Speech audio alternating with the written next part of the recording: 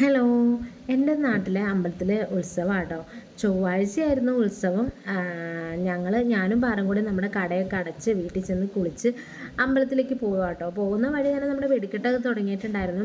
പിന്നെ റോട്ടിൽ നിന്ന് വെടിക്കെട്ട് എല്ലാം കണ്ടിട്ടായിട്ട് അമ്പലത്തിൽ കയറിയത്.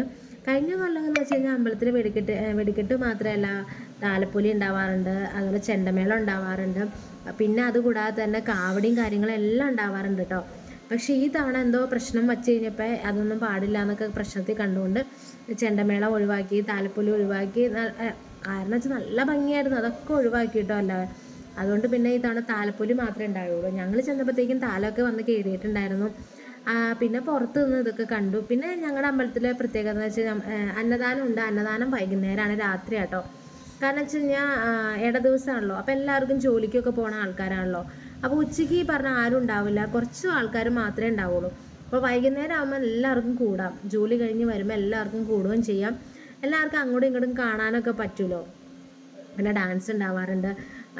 അതിൻ്റെ തലേ ദിവസമൊക്കെ ഡാൻസും പരിപാടിയും ഒക്കെ ഉണ്ടായിരുന്നു, കൈകൊട്ടിക്കളിയൊക്കെ ഉണ്ടായിരുന്നു. അതൊന്നും നമ്മൾ പോയി കണ്ടില്ല. പക്ഷേ നമ്മൾ ഇപ്പം അമ്പലത്തിൻ്റെ ലാസ്റ്റ് ദിവസമായിട്ട് നമ്മൾ പോവാറ്.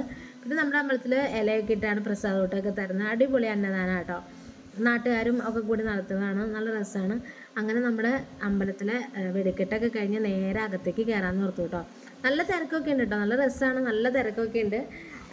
പിന്നെ നമ്മുടെ ആൾക്കാരെ, പഴയ ഫ്രണ്ട്സിനെയൊക്കെ കാണാൻ പറ്റും. അതായത് നമ്മുടെ മക്കളെയൊക്കെ അവർക്ക് കാണിച്ചു കൊടുക്കല്ലോ, എൻ്റെ കൂട്ടുകാരികളാണെന്നും പറഞ്ഞൊക്കെ കാണിച്ചു കൊടുക്കാൻ ഒരു രസമല്ലേ. അങ്ങനെ നമ്മുടെ കുറേ ഫ്രണ്ട്സിനെ തന്നെ കാണാനാണ് മെയിനായിട്ട് പോകണേ കേട്ടോ. ആകെ വർഷത്തിലൊരിക്കലാണ് അവരെ കാണുന്നത്. പിന്നെ അമ്പലത്തിൽ കയറി തൊഴുത് ഇറങ്ങി കഴിഞ്ഞപ്പോഴത്തേക്ക് ഇവിടെ പരിപാടി ഉണ്ട്. കുറച്ച് നേരം അവിടെ നോക്കി നിന്നു. പിന്നെ അതിനു മുന്നേ അവിടെ കൈകൊട്ടിക്കളിക്കൊക്കെ ചെയ്തവർക്കൊക്കെ എന്തോ പ്രൈസും കാര്യങ്ങളൊക്കെ ഉണ്ടായിരുന്നു, അതൊക്കെ കൊടുത്തു. പിന്നെ അന്നദാനമൊക്കെ കഴിച്ചു. അത് കഴിഞ്ഞ് നേരെ വീട്ടിലേക്ക് പോയിട്ട്. Channel ഇഷ്ടപ്പെടുന്നെങ്കിൽ subscribe